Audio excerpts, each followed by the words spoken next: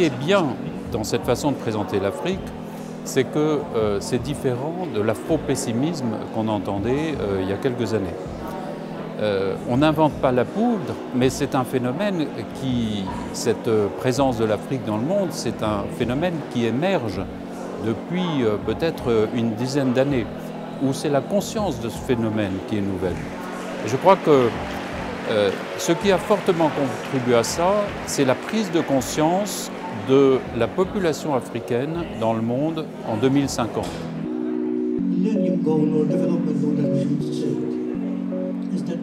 On a cité beaucoup aujourd'hui le chiffre de 2 milliards de personnes en Afrique subsaharienne en 2050.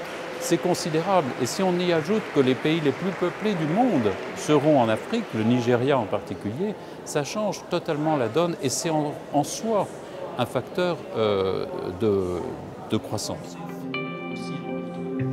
Alors je voudrais, en complément de ce que vient de dire Tamsine, et on va dire un peu la même chose parce qu'on fait le même métier, insister sur deux types d'exemples. Le premier, c'est celui...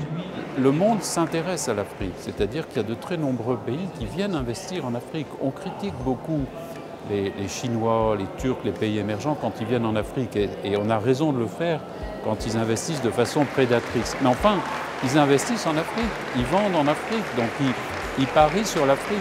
Et c'est une chose dont l'Afrique a besoin. Donc ça, ce sont des éléments qui sont objectivement très positifs, d'autant plus que ça concourt à inclure l'Afrique dans la mondialisation, ce qui est indispensable aujourd'hui.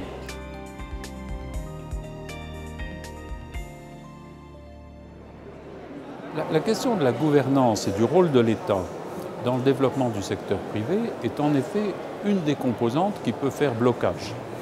Elle peut faire blocage qu'il y ait crise ou qu'il n'y ait pas crise d'ailleurs, parce que les entreprises privées, on l'a dit dans ce panel, ont besoin d'un cadre législatif et réglementaire qui soit stabilisé. C'est surtout qu'il soit stabilisé. Ont besoin d'administrations fiscales, juridiques, qui jouent bien leur rôle.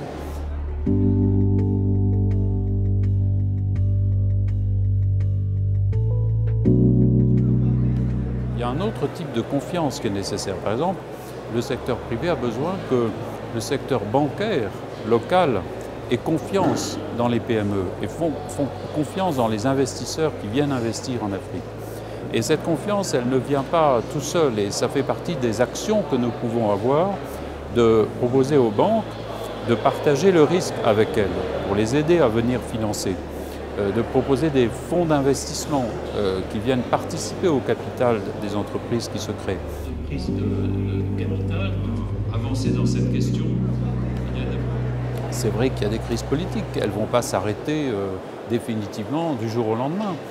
Il y a des situations de guerre totale qui empêchent le secteur privé de se développer, bien entendu.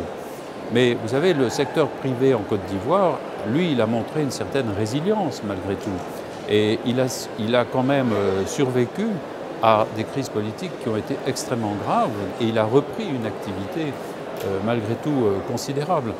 Donc oui, bien sûr que c'est un problème, mais on ne peut pas dire aujourd'hui que c'est un problème qui interdise l'espoir.